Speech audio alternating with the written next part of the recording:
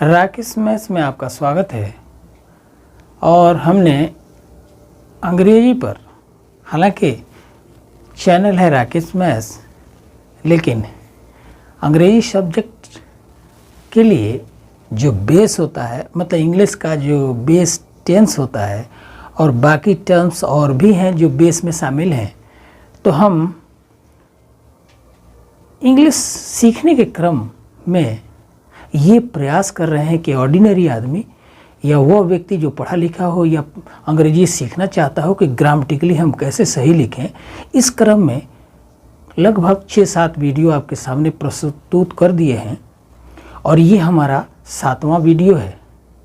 और इसमें हम डिस्कस करेंगे अगेन मेन पॉइंट, और वो ये कि अगर आपके, हमारे या किसी के सामने इस तरह के हिंदी सेंटेंस हो कि वाक्य दिया हो, उसमें जो क्रिया है उसके अंत में इन तीनों में से कोई हो, या तो या हो, ये हो, ये हो, उसके बाद उसके जस्ट बाद आएगा या के बाद गया है या गई है, या जा चुका है या जा चुकी है।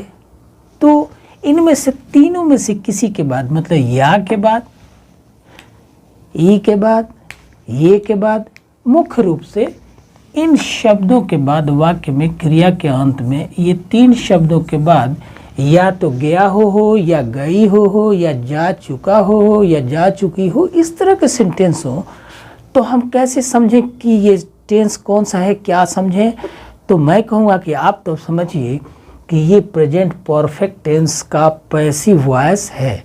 इससे पहले जो 6ठा वीडियो है उसमें हमने विस्तृत डिस्कशन किया है कि प्रेजेंट परफेक्ट टेंस को हम कैसे पहचानेंगे, और फिर ये भी सीखा है कि हिंदी से अंग्रेजी कैसे बनाएंगे। यहाँ पर प्रेजेंट परफेक्ट का पैसिव फॉर्मेट को सीखने की बात हो रही है।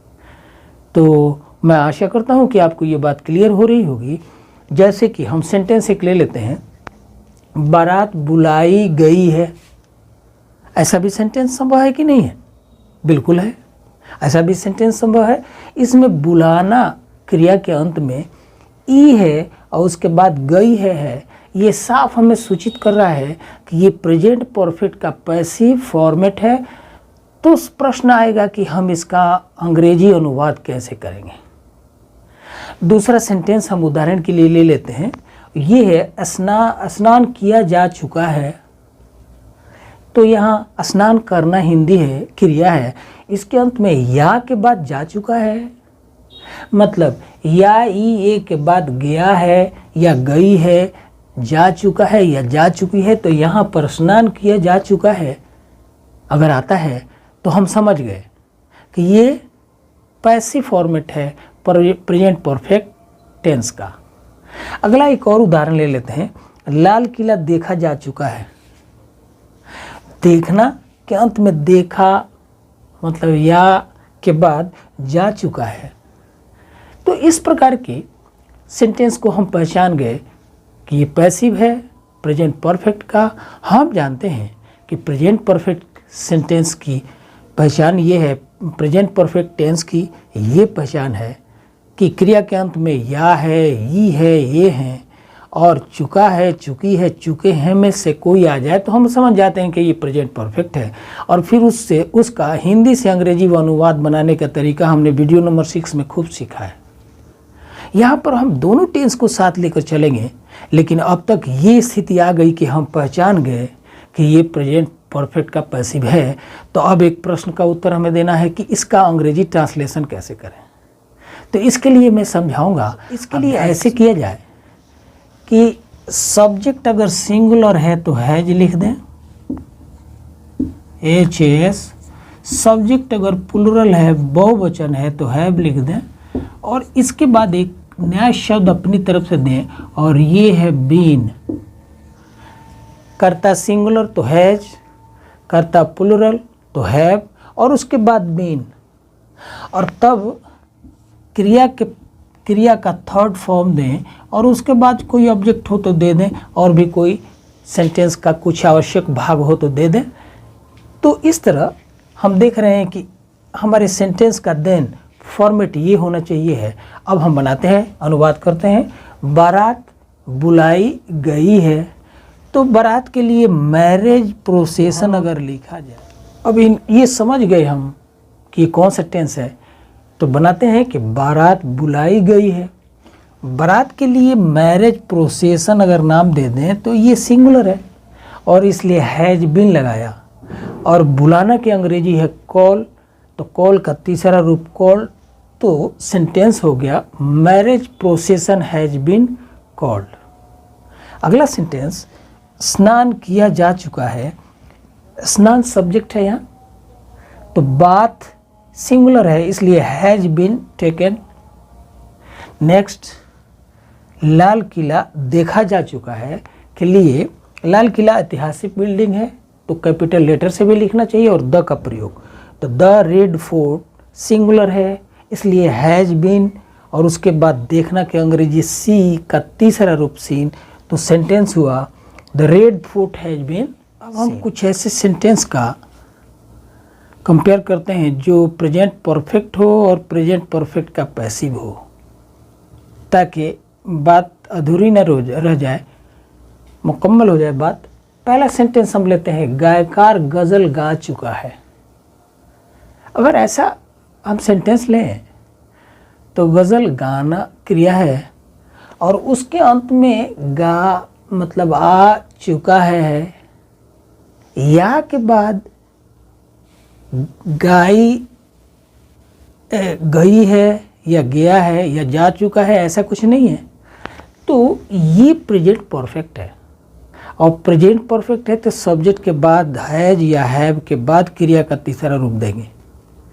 तो यहाँ सब्जेक्ट गायकार के लिए द सिंगर, और ये सिंगुलर है इसलिए हैज, और तब क्रिया का तीसरा रूप सिंग मतलब गाना, और सिंग सैंग संग तीसरा रूप सैंग होता है, और गज़ल के लिए गज़ल लिख दिया तो द सिंगर है संग गज़ल, गायकार गज़ल गा चुका है। अब अगर सेंटेंस हो कि गज़ल गाया जा चुका है, तो यहाँ पर गाया या के बाद जा चुका है आ गया, जो हमें सूचित करता है कि ये प्रेजेंट परफेक्ट का पैसिव है।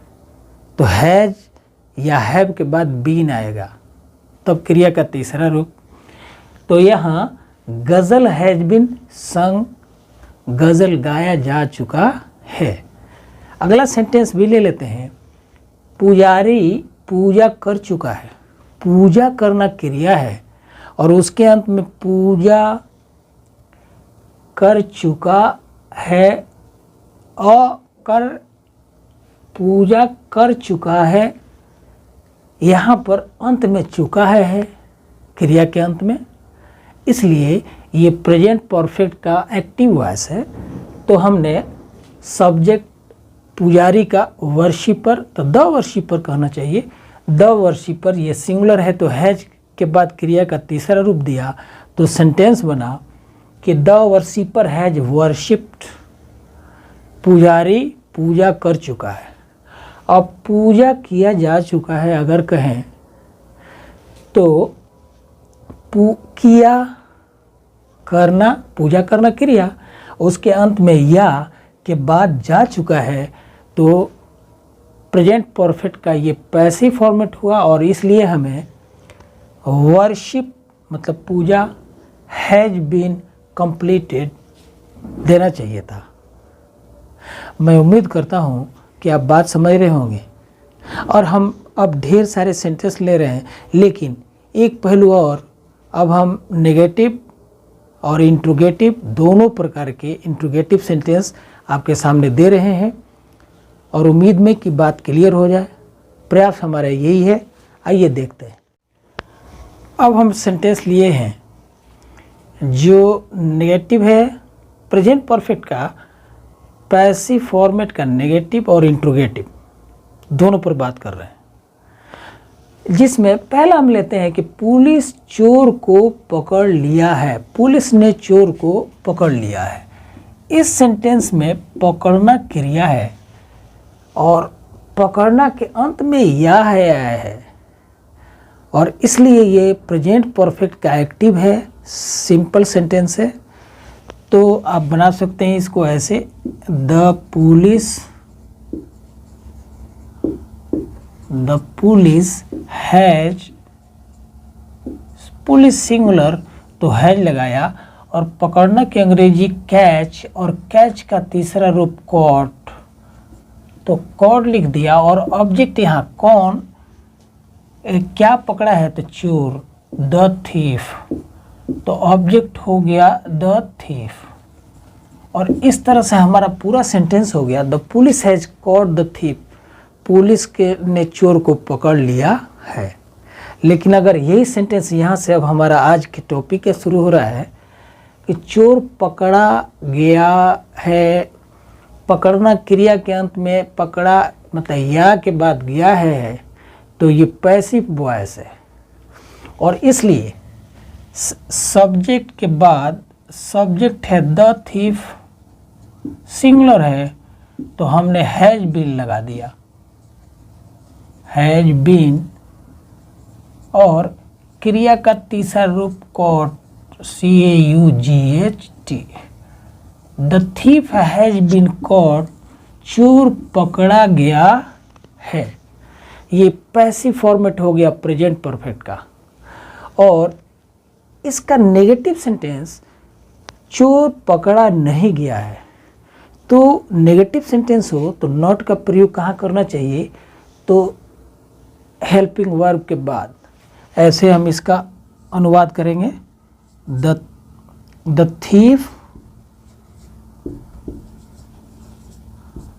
thief has not been caught, चोर पकड़ा नहीं गया है।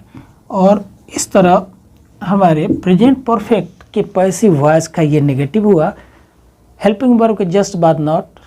और पहले प्रकार का इंट्रोगेटिव है कि क्या चोर पकड़ा गया है, तो द थीफ सब्जेक्ट है और हैज हेल्पिंग वर्ब है, तो इस हैज को हम पहले ला देते हैं, तो सेंटेंस ऐसे हो जाएगा कि हैज सब्जेक्ट हो गया द थीफ,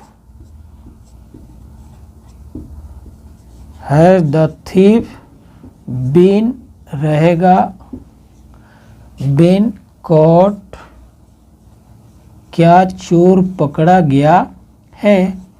हमने बात कर लिया है कई बार कि सब्जेक्ट से पहले अगर हेल्पिंग वर्ब आता है सिर्फ, और उससे पहले अगर कुछ नहीं है, तो चाहे हेल्पिंग वर्ब कुछ भी हो, हिंदी अनुवाद में क्या से ही शुरू होगा सेंटेंस।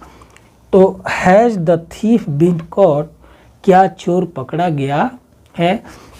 अब है कि चोर कब पकड़ा गया है, तो यहाँ पर इंट्रोगेटिव का ये कब WH फैमिली का है, तो इस फॉर्मेट से पहले हम व्हेन लगा देंगे।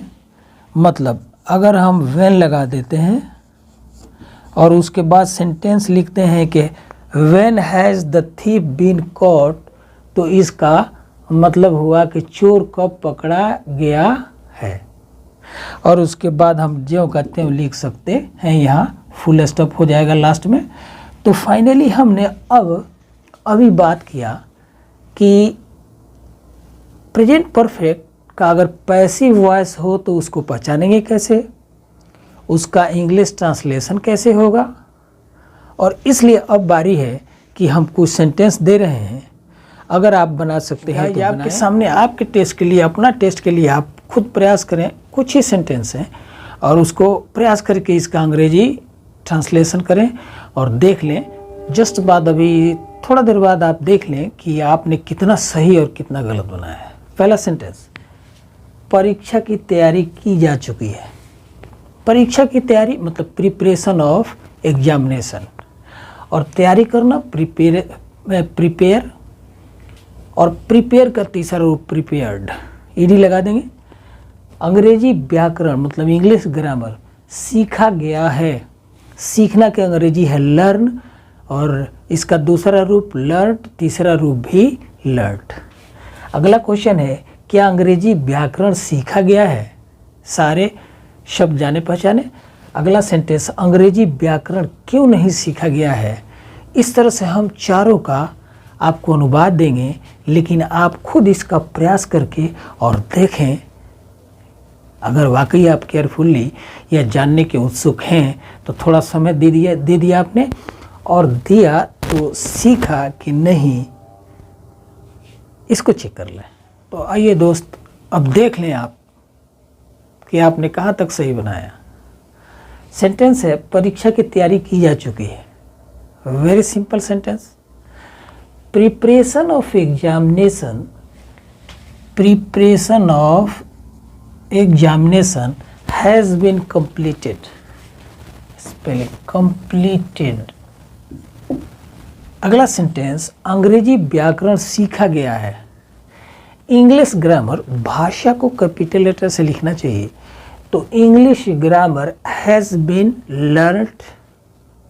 अब सेंटेंस इंट्रोगेटिव दे रहे हैं, क्या अंग्रेजी व्याकरण सीखा गया है? तो सब्जेक्ट से पहले हमने हैज कर दिया हेल्पिंग वर्ब को। Has English grammar been learned, क्या इंग्लिश ग्रामर सीखा गया है? और फाइनल क्वेश्चन सेंटेंस, अंग्रेजी व्याकरण क्यों नहीं सीखा गया है? ये पहले टाइप से पहले ये अंग्रेजी व्याकरण क्यों नहीं, क्यों के लिए अंग्रेजी हमने दे दिया। Why has English grammar not been learned, ये हो गया अंग्रेजी क्यों नहीं सीखा गया है। और उम्मीद कि आप ज़रूर समझे होंगे। और एक रिक्वेस्ट, चैनल को आप सब्सक्राइब ज़रूर करें। धन्यवाद।